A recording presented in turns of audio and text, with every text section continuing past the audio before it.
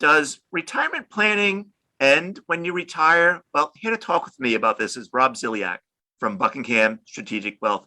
Rob, welcome. Hi, Bob. Thank you. Always a pleasure to be with you. Always a pleasure to have you. You recently wrote an article about whether planning ends at retirement. We're eager to have you walk us through it. Yeah, be happy to do that. Wouldn't it be great if by time you turn in all the stuff, your belongings, when you actually retire, that you can actually be done being productive entirely? It's not quite that simple, though, and actually many people don't want it to be so simple, at least from a relevant standpoint in their life. But when it comes to the financial management, there's actually a really emotional phase that begins at retirement, and that is the distribution phase. The first part of our adult life is all about accumulation. We're trying to save enough so that by time there's no longer a paycheck to fund us week in and week out, that our portfolio and Social Security and any other form of income that we might have passively will take care of our needs throughout the course of a lengthy, hopefully lengthy and healthy retirement phase. So in this distribution phase, what experience has taught me and to many others is that it's very emotional for most people because there is a fear of no more earned income. So key questions like, what if we spend too much too early? What if inflation spikes? What if there's a prolonged bear market? All of these what ifs out there cause some real anxiety.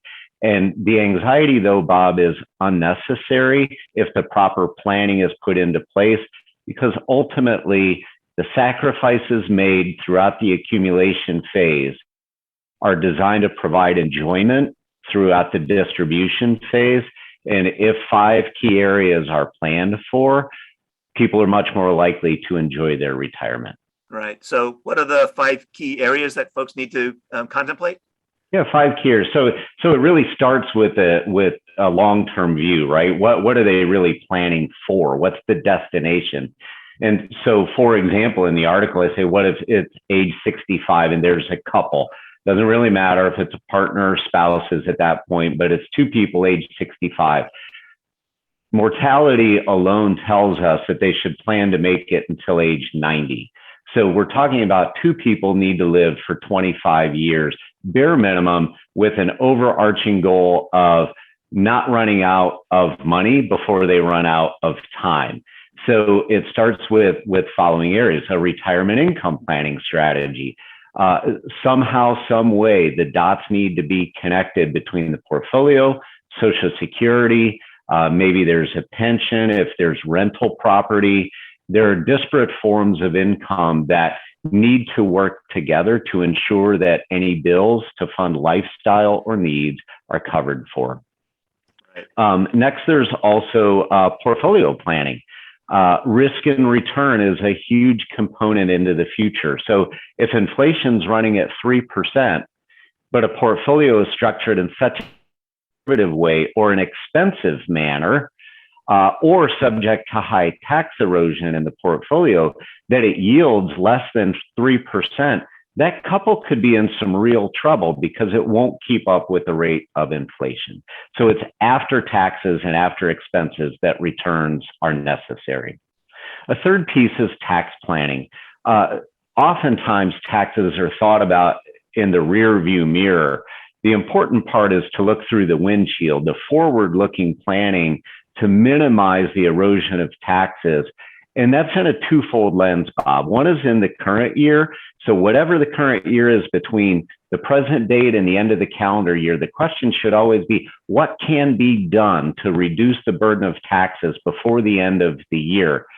Longer term than that, though, there should also be a lifetime minimization goal to understand of how do we smooth the path, the impact of taxes throughout the course of those 25 years and maybe longer. A fourth aspect is risk management. That's primarily insurance is what that really boils down to. And there are a lot of different forms of insurance that need to be properly covered for. Medicare supplements being part of that. Maybe there's life insurance need and maybe not. A really big area, though, is that studies show that about 70% of Americans will likely need some sort of skilled nursing care in the course of their lifetime. So if this couple we've talked about needs 5 years of care total between the two of them, and the out-of-pocket cost is $100,000 a year, there's $500,000 all by itself. So if their life savings isn't situated to cover that, it's a real problem. And the last part is legacy planning. That's really around the estate. But it's not just about what happens after the first and or the second person pass away. There's the intra-life planning part as well.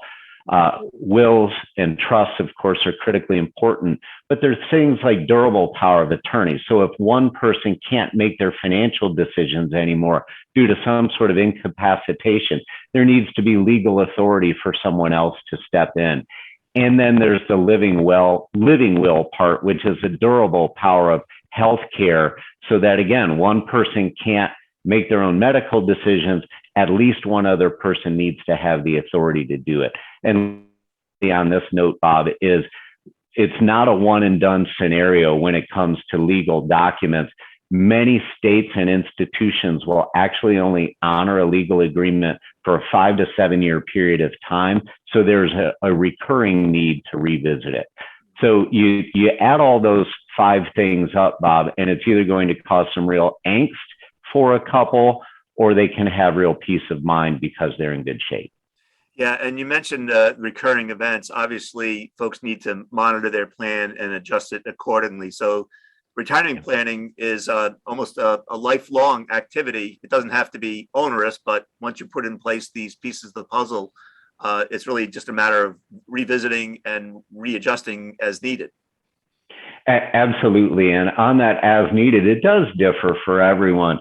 Typically, though, as needed means at least once a year, and certainly no less frequently than every 18 to 24 months, because controllable and uncontrollable factors are at play. Right.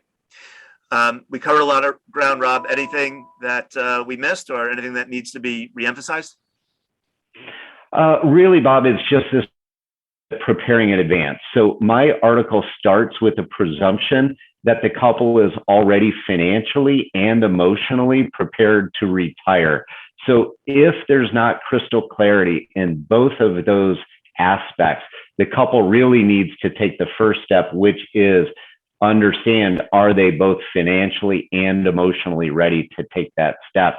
And then they execute on the rest of what's already been discussed. Right. And that might be an article for another day. But for now, I think we've covered it all. And I really want to thank you for, as always, sharing your knowledge and wisdom with our readers and our viewers. Great. Thank you so much, Bob.